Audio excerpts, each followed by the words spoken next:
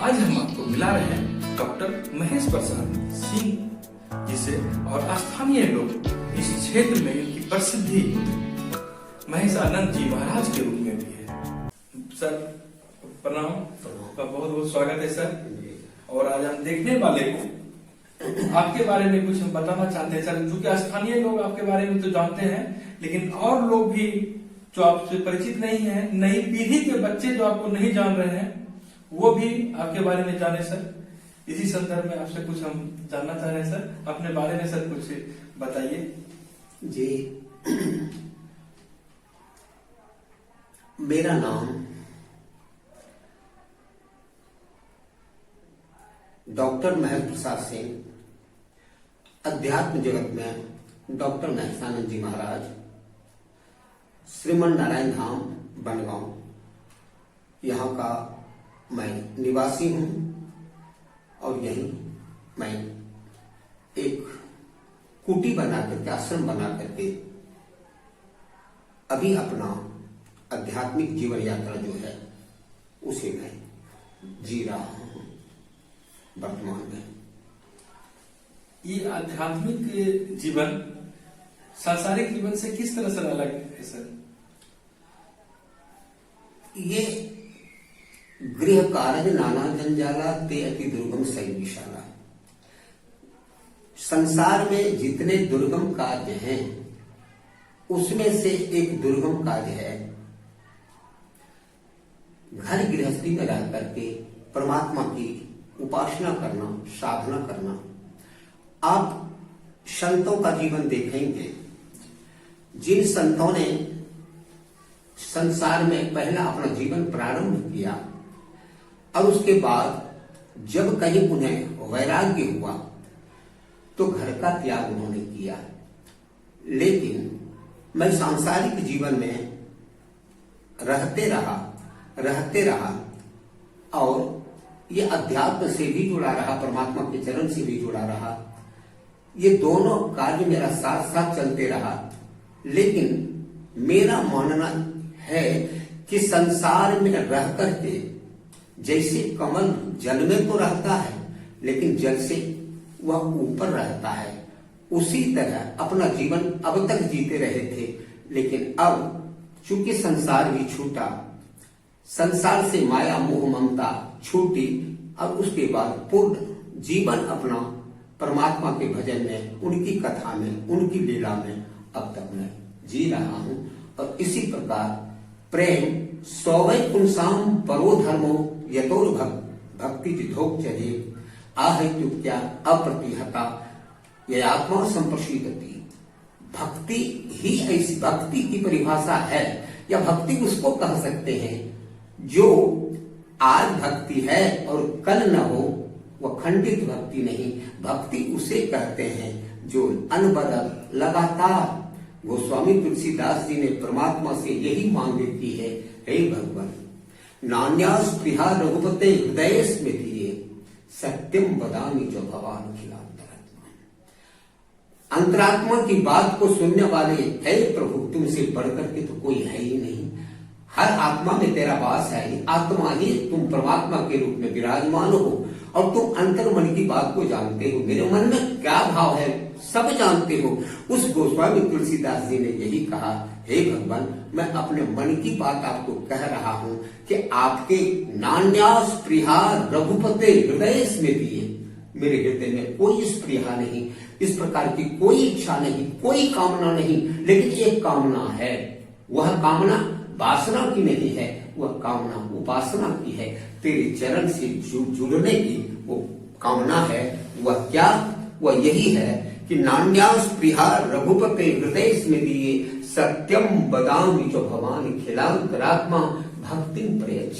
आप मुझे भक्ति दे दो, अनुपायनी भक्ति दे दो, ये निर्भरा भक्ति दे दो। निर्भरा भक्ति का मतलब होता है कभी वह भक्ति हमारी कम न हो, बढ़े नहीं और बढ़ती चली जाए। इसलिए मैं कहता हूं कि संसार में रह करके पूर्ण परमात्मा की भक्ति करना यह असंभव है। अगर ऐसा संभव होता कि संसार में रह करके ही लोग परमात्मा के चरण में पूर्ण रूप से भक्ति कर पाते तो शायद महात्मा बुद्ध को गृह त्याग न करना पड़ता, महावीर को गृह त्याग न करना पड़ता, गोस्वामी तुलसीदास जी को संसार न छोड़ना पड़ता, तुकाराम जी को न छोड़ना पड़ता। सारे संत लोग संसार में रह करके भक्ति करते रहे, लेकिन पूर्ण वैराग्य जब हो गया तो संसार का त्याग कर ईश्वर के चरण में समर्पित हो गए। इस तरह सर हर एक लोग यदि चाहेगा सर ईश्वर के समर्पण में, तो फिर ये समाज चलेगा सर? बिल्कुल आपका सही है। मैं ये नहीं कहता हूं कि लोग संसार को छोड़ दें। एक पंक्ति आपने सुनी कि जब तक मैं संसार में रहा पूर्ण रूप से समर्पित मैं था अपने कर्तव्य के प्रति। शिक्षा क्षेत्र में मैं जुड़ा रहा हूं। आपको बतलाऊं 36 वर्षों तक DN सिंह महाविद्यालय भूसियारेदौन का मैं प्राचार्य रहा। उस काल में स्थापना काल से लेकर के 2017 तक मैं उस महाविद्यालय का प्राचार्य रहा। उस महाविद्यालय के पास कुछ भी नहीं था, न जमीन थी, न अर्थ था, न मान्यता थी, एफिलिएशन कुछ था ही नहीं, न UGC से कोई ग्रांट मिल रहा था। और मैं कहूं कि सबके सहयोग से जितने प्रतिष्ठित लोग इसमें जुड़े हुए थे उनके सहयोग से, लेकिन मैं उसका निमित्त बन करके जिस ऊंचाई पर महाविद्यालय पहुंचा, अगर कर्तव्य निष्ठा के साथ, समर्पण के साथ उसके साथ मैं नहीं जुड़ा होता तो निश्चित रूप से महाविद्यालय इस ऊंचाई पर नहीं जाता। और मैं कहूं कि शायद पूरे बिहार में यह महाविद्यालय एक अनूठा, एक अद्वितीय महाविद्यालय हुआ जहां छात्रों की संख्या शायद बड़े बड़े कॉलेजों से कम नहीं थी, वह ज्यादा ही थी। जितना सरकार का ग्रांट मिला उतना ग्रांट शायद बहुत कम लोगों कॉलेज को मिलता है। तो मैं ये कह दूं कि संसार छोड़ने की जरूरत नहीं है। मैंने कहा जीवन हमको मिला है उसी टीचर से, जीवन हमको मिला है इसी संसार से, मेरे माता पिता इसी संसार में हैं, वासना से ही मेरा जीवन हुआ है। लेकिन उस संसार में रहकर, उस कीचड़ में रहकर, कीचड़ से हमें ऊपर उठना है और ऊपर उठ करके वहां भी संसार निभाना है। एक पंक्ति मुझे स्मरण आ रही है, देहेष्टिमान सुरुधिरे विमतिम तेजत्वम जाया सुतादिषु सदा ममताम विमंचो। भगवान वेदव्यास कहते हैं कि संसार में रहो जरूर, लेकिन उससे ममता का त्याग कर। ममता का त्याग करने का मतलब ये नहीं कि हम निज धर्म का पालन नहीं करें। ममता का त्याग करने का तात्पर्य ये नहीं कि अपने स्वधर्म का पालन न करें। भगवान कृष्ण गीता में कहते हैं स्वधर्मे निधनम श्रेय, अपने धर्म में रह करके उसी में तुम्हारी मृत्यु हो जाए वो अच्छी बात है, लेकिन परम धर्मो भयावह, दूसरे का धर्म जल्द से जल्द स्वीकार न करो। लेकिन वही कृष्ण अंत में कह देते हैं सारे धर्मों का पालन करना, जितने धर्मों का पालन करना। गीता के 18वें अध्याय के 66वें श्लोक में भगवान गोविंद कहते हैं सर्वधर्मान परित्यज्य मां एकम शरणम व्रजो। कभी कर्म का उपदेश देने वाले, कर्म का ज्ञान बांटने वाले, कर्म के पथ पर चलाने वाले भगवान कृष्ण ने अर्जुन को कभी नहीं कहा कि तू युद्ध मत करना। कहा राधा संसार, लेकिन एक शर्त पर, युद्ध तो करते रहना, मां मनुष्य युद्ध चो, मुझे स्मरण करते चलो, लेकिन युद्ध भी करते चलो। और जब मेरे ऊपर तेरी निगाह होगी तो याद रखना संसार में कभी तुम्हारी पराजय नहीं होगी। इसलिए अंत में शायद मुझे लगता है भगवान कृष्ण ने गीता में एक बार नहीं अनेकों बार इसकी घोषणा कर दी, जिसमें कहता है कि मैं ईश्वर हूं, मैं ब्रह्म हूं, तू मेरी शरण में आ जा अर्जुन, और मैं तुम्हें हर तरह से तेरी रक्षा कर लूंगा। सर्व धर्मान परित्यज्य मां एकम शरणम व्रज अहम त्वा सर्व पापेभ्यो मोक्षयिष्यामि मा शुचः। आजा। और जब उन्होंने कहा शिष्यस्ते हम साधिमाम त्वां प्रपन्नम, युद्ध का आप जैसा कहेंगे वैसा मैं करने के लिए तैयार हूं। भाव ये था कि संसार में कर्म के पथ पर चलाने वाले कृष्ण कहते हैं संसार में रहो जरूर, लेकिन ईश्वर को सदा याद करते रहना, परमात्मा को, परमात्मा पथ पर तुम चलते रहना, तुम्हारे जीवन का लक्ष्य होना चाहिए। विद्वता के साक्षात उदाहरण है सर आप। सामाजिकता की भावना भी है सर, और आध्यात्मिक जीवन में भी पूर्णतः आप समर्पित हैं सर। आपके इस शुभ दिन में सर हम आपके गुरु का स्मरण करना चाहेंगे सर, उनके बारे में कुछ बताइए सर, आपके गुरु का नाम और कैसे उनसे प्रेरणा मिली सर आपको। क्या बात आपसे बोले, बहुत प्यारा प्रश्न आपने करते। गुरु की महिमा का गान मैं कौन होता हूं करने वाला, लेकिन जो गुरुदेव से ही मैंने सुना है गुरुदेव। शास्त्र गाते हैं गुरु ब्रह्मा गुरु विष्णु गुरु देवो महेश्वर गुरु साक्षात पर ब्रह्म तस्मै श्री गुरुवे नमः। ये सहजोबाई के जीवन की एक घटना है, जहां एक संत ने, किसी ने प्रश्न कर दिया, सहजोबाई ये तेरे गुरु के चरण में जो अनन्य अनुराग है, ऐसा समर्पण और ऐसी निष्ठा है, तो मैं कहता हूं कि तुम गुरु को ज्यादा ऊंचा स्थान देती हो या परमात्मा को, बोलो तो। और अगर मान लो कि तेरे परमात्मा पहले आ जाए तेरे घर पर और बाद में तो आ जाए, तो तुम क्या करोगी? बोले परमात्मा आ जाएंगे तो मैं आसन उन्हें देकर उनकी पूजा करूंगी। बोले बस जैसे तू पूजा करने जा रही है उसी क्षण अगर तेरे गुरुदेव आ जाए तो तुम क्या करोगी? उन्होंने कहा मैं परमात्मा से कहूंगा, हे भगवान मेरे पास आसन तो एक है, लेकिन आप बगल जरा सा खड़े हो जाएं और मेरे गुरु जी उस आसन पर बैठेंगे, और जैसे वो बैठेंगे वो हवा करने का काम आप कर देना, चरण धोने का काम मैं कर देती हूँ, पुष्पांजलि मैं समर्पित कर देती हूँ, और तब तक आप हवा करते रहना। ये सहजोबाई गुरु की ऐसी महिमा है। और गोस्वामी तुलसीदास जी ने पहले कहा वंदौ गुरु पद पदुम परागा, वंदौ गुरु पद पदुम परागा, सुरुचि सुबास सरस अनुरागा। ऐसे गुरुदेव, मेरे गुरुदेव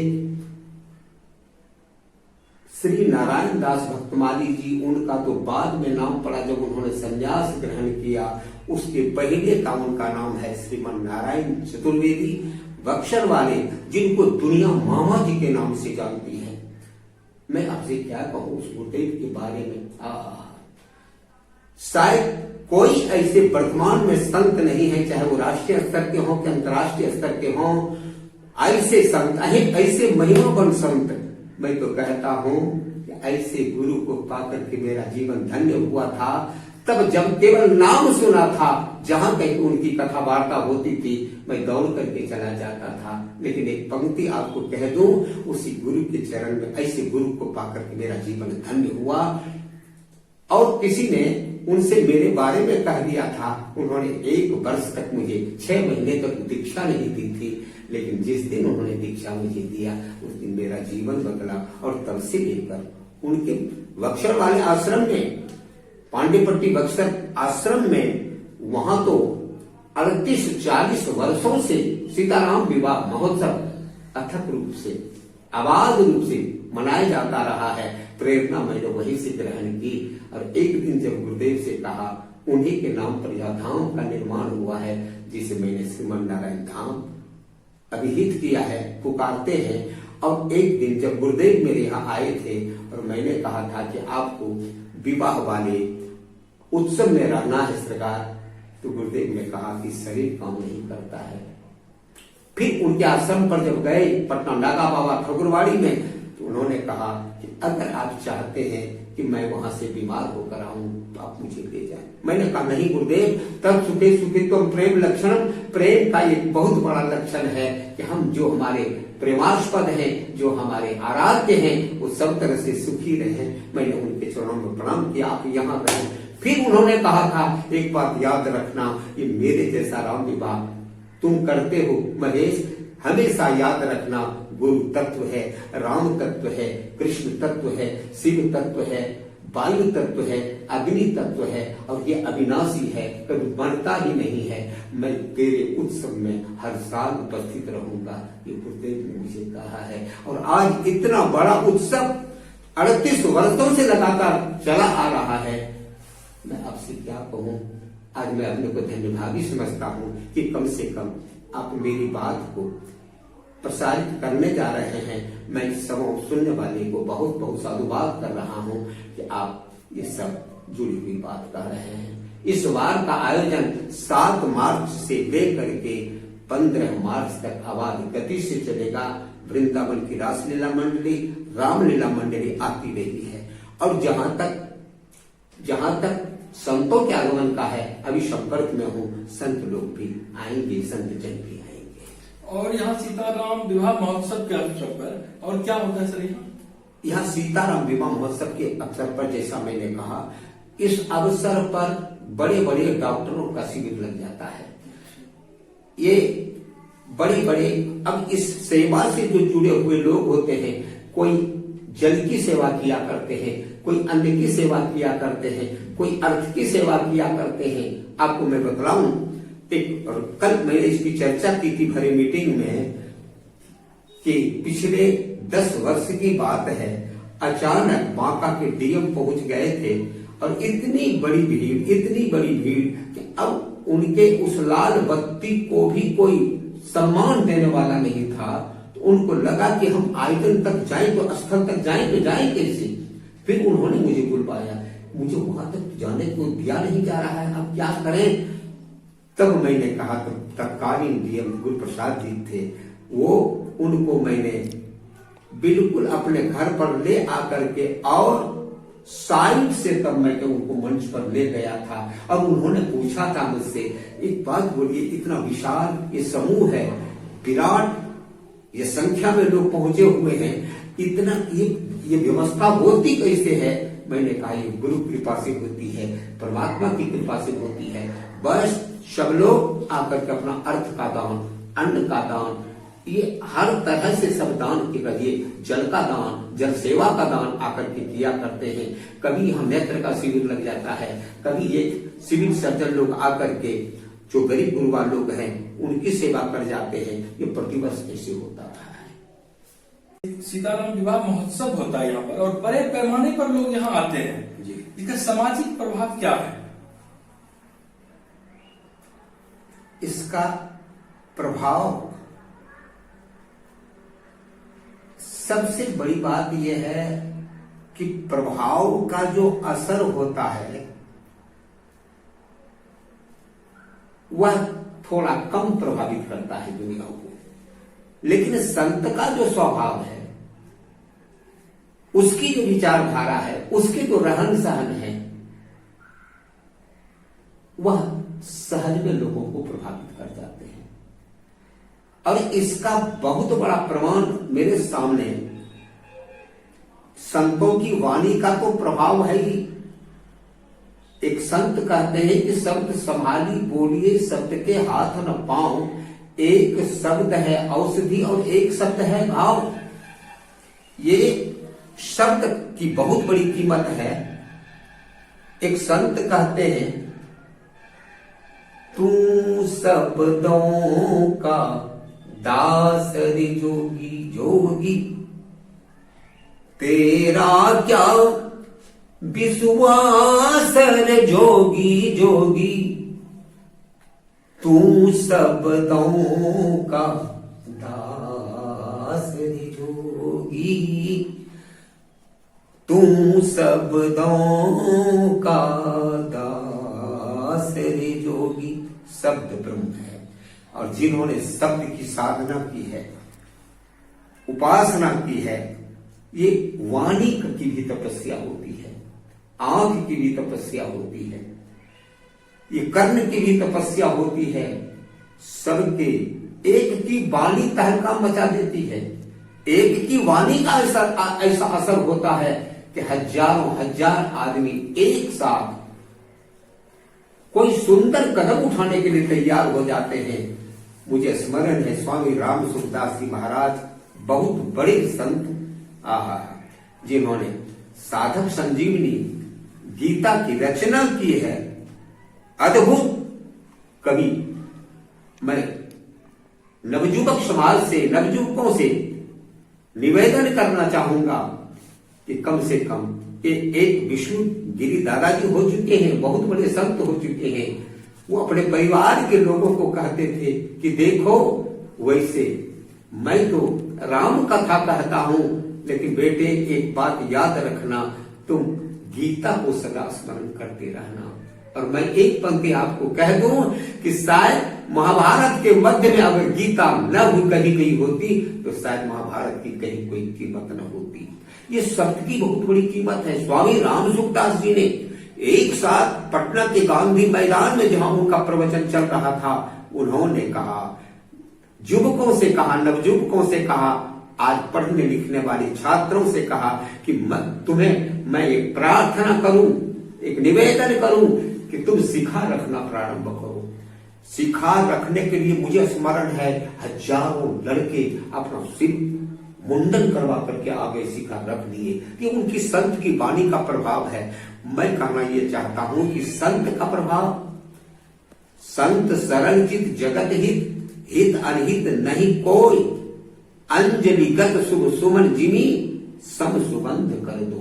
ये संत क्या कर देते हैं, एक बार प्रवचन कोई सुन ले पहुंचे हुए संतों का, उनके जीवन में क्रांतिकारी कदम उठाने के लिए तैयार हो जाते हैं, क्रांतिकारी परिवर्तन आ जाता है। शाखाओं को, एक पंक्ति मुझे याद आ रही है, शाखाओं को तुम क्या छू आए, कांटों से भी खुशबू आए, देखे और दीवाना कर दे, देखे और दीवाना कर दे, शायद उनको जादू आए, शायद उनको जादू आए। कोई बात नहीं, ये संत की ऐसी महिमा है। मैं तो ये कहता हूं कि जो संत की वाणी जिन्होंने एक बार श्रवण कर ली, राष्ट्रीय संत पूज्य चंद मुरारी बापू कहते हैं, अरे नास्तिक से नास्तिक लोगों को एक बार प्रवचन में लेकर के चले आओ, केवल उसको पंडाल में पहुंचा दो। जिम्मेवारी व्यास गादी की है कि वो कैसे परिवर्तित होगा। मैं दावे के साथ कहता हूं, ये मुरारी बापू का कमाल नहीं, इस शास्त्र का कमाल है, ये संत सदगुरु की वाणी का प्रभाव है। उनके जीवन में क्रांतिकारी परिवर्तन आ जाएगा। इन युवकों को मैं कहना चाहता हूं कि आप अपने कर्तव्य मार्ग पर चलते रहें। जीवन के क्षेत्र में चाहे जिस क्षेत्र से जुड़े हों, ये जितने क्षेत्र हैं, जितने उसके हैं, चाहे आप शिक्षा से जुड़े हुए हों, चाहे कोई औद्योगिक घराने से जुड़े हुए हों, चाहे व्यापार से आप जुड़े हुए हों, लेकिन वहां पर ऐसा करना निष्ठा के साथ, अपने कर्तव्य का पालन करना, ईमानदारी के साथ, जिस भी सेवा में आप हो, ईमानदारी के साथ उसको चलाते रहना। परमात्मा तुमको सदा प्रेरणा देते रहेंगे, और जहां सत्य के मार्ग पर आप चलते रहोगे, तेरे जीवन में कहीं कोई भय नहीं होगा। चोरी करके एक आदमी एक कंबल अगर ओढ़ लेता है तो वह रात भर नींद से नहीं सो पाता है, लेकिन एक व्यक्ति जो कमाई का कंबल खरीद लेता है वह रात भर सन्नाटे से सोता है। गलत रास्ते पर कदम मत रखना। अपने क्षेत्र में, अपने जीवन के क्षेत्र में निष्ठा के साथ, ईमानदारी के साथ, निर्मल मन के साथ आप आगे बढ़ते रहो। लेकिन शर्त एक है कि तुम परमात्मा को स्मरण करते रहना। कभी जीवन में नीचे नहीं गिरोगे, कभी नहीं नीचे गिरोगे। समाज में गलत कार्य नहीं हो, सामाजिक आचरण सही हो, इसके लिए सरकार कानून व्यवस्था का निर्माण करती है। दूसरी ओर साधु संत भी चाहते हैं कि समाज सात्विक जीवन जिए, सर्वश्रेष्ठ समाज की रचना हो।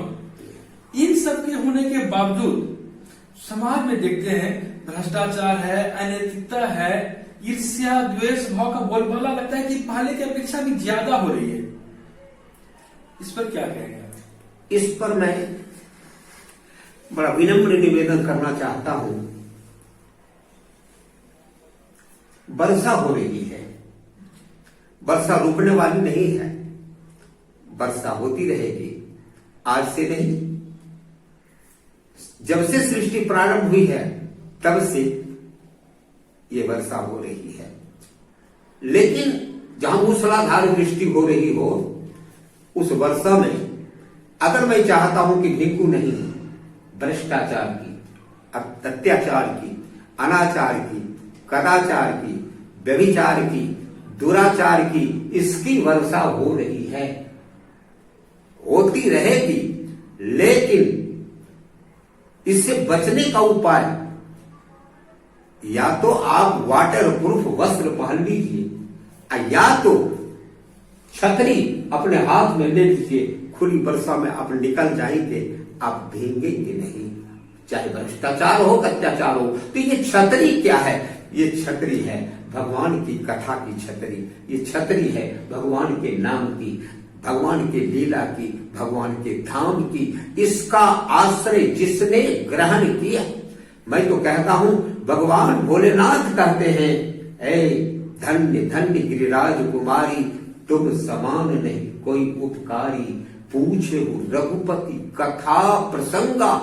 तुमने ये कथा प्रसंग का जो हमसे प्रश्न कर दिया कि आप मुझे कथा सुनावे, मैं गदगद हो रहा हूं। मगन ध्यान रस दंड जुग पुनिमन वाहिर किन्न, याद रखना अहंकार से मुक्ति हमको दिला सकती है ये कथा, ईर्ष्या से मुक्ति दिला सकती है संत की वाणी, संत का सानिध्य। ये द्वेष, अहंकार, जितनी मद मात्सर्य, अविद्या, अस्मिता, राग, द्वेष, अभिनिवेश, ये जितने क्लेश हैं और जितने खड़ विकार हैं, ये सब विकारों पर आप विजय प्राप्त कर सकते हैं केवल परमात्मा के नाम के बल पर। हनुमान जी की वाणी है, वो कहते हैं कि शायद ये परमात्मा का नाम जो है, कल्याणानम निधानम कलिमल मथनम पावनम पावनानाम, ये अपावन को भी पावन करने वाला परमात्मा का नाम है, अपावन को भी पावन करने वाली भगवान की कथा है। 36 वर्षों का लंबा अनुभव है आपको शिक्षण कार्य का, और इतने वर्षों में सर क्या बदलाव आप देख रहे हैं? कुछ अपना अनुभव वो। शा विद्या या विमुक्त है, विद्या वही है जो हमें मुक्ति प्रदान करती है।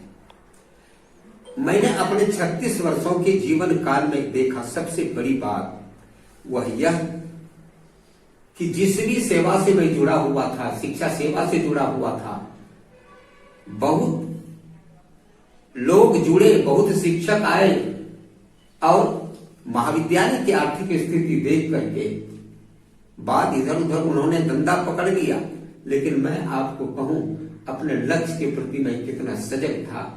कुछ भी हो, कल्पना आप कर सकते हैं कि जिस महाविद्यालय के पास एक पैसे नहीं थे, वो उसकी व्यवस्था करना और सारी व्यवस्था करना, वो सब कुछ होते रहा। उसके पीछे एक पंक्ति कह दूं, जब से चला था मंजिल पे नजर थी, जब से चला था मंजिल पे नजर थी, पलटकर मैंने मील का पत्थर नहीं देखा, पलटकर मैंने मील का पत्थर नहीं देखा। लगनशीलता मेरी यही थी। और कहना ये चाहता हूं कि आदमी तय कर ले अपने जीवन में कि हमको किसी लक्ष्य की प्राप्ति करनी है, तय कर ले, फिर उसके सामने में वो चाहे लाख विघ्न बाधा आ जाए, आदमी चाहे तो तकदीर बदल सकता है। ये किसी फिल्म का गाना है, लेकिन ये पंक्ति मुझे लगता है शायद ये अमृत वाणी है, ये वेद की वाणी है। आदमी चाहे तो तकदीर बदल सकता है, पूरी दुनिया की वो तस्वीर बदल सकता है। आदमी सोच ले कि उसका इरादा क्या है। अगर इरादा उसका पक्का है, निर्मल है, ठोस है, निष्ठा से जुड़ा है, तो मैं कहता हूं उसको सफलता मिलेगी ही। 36 वर्षों का अनुभव हमने ऐसा पाया। आप सोच सकते हैं कि जिसके पास एक लड़के नहीं थे शुरुआती दौर में, और उसके पास 10-10 हजार लड़के हो जाएं, ये सबसे पहली बात मैं मानता हूं कि परमात्मा की कृपा तो थे, परमात्मा की कृपा तो है ही, लेकिन उसके साथ साथ ये आदमी का कर्तव्य जो है मेरा जो समर्पण भाव था, मेरी जो निष्ठा थी, वह इसके साथ थी। इसके चलते छात्रों को मैं ले नहीं पाता था और इतना प्रभाव उस लड़के से पड़ता था। मैं आपको कहूं कि कॉलेज में इस तरह की दिनचर्या शिक्षक लोग निभाते होंगे, पता नहीं, लेकिन मैं उस काल में जितनी जगहों पर हॉस्टल में या फिर निजी बासा पर रहा करते थे, वहां भी घूम करके जाता था देखने के लिए लड़के पढ़ रहे हैं या नहीं पढ़ रहे हैं। और पढ़ाई के मामले में तो मैं आपको कह दूं, एक भी क्लास लीजर नहीं हो पाता था। बस छात्रों को मेरा यही कहना चाहूंगा, नवयुवकों को यही कहना चाहूंगा कि जरा शराब से दूर रहना, ये गलत आदतों से, जिस गलत व्यसन से दूर रहना। अगर व्यसन बढ़ाना हो तो आप शिक्षा में व्यसन बढ़ा लेना कि बिना अच्छी पुस्तकों का अध्ययन किए हम न रह पावे, हम बिना अच्छा कार्य किए न रह पावे, हम बिना सेवा कार्य किए न रह पावे। एक दशरथ मांझी इतना संकल्प कर लेता है तो वो पहाड़ पर भी खोद करके निर्माण कर देता है, तो हम क्या नहीं कर सकते हैं। बस इन्हीं शुभवाणी के साथ मैं आप सभी श्रोताओं को प्रणाम करता हूँ, धन्यवाद करता हूँ, साधुवाद। और आपको आपने सर समय दिया, इसलिए आपका बहुत बहुत धन्यवाद सर।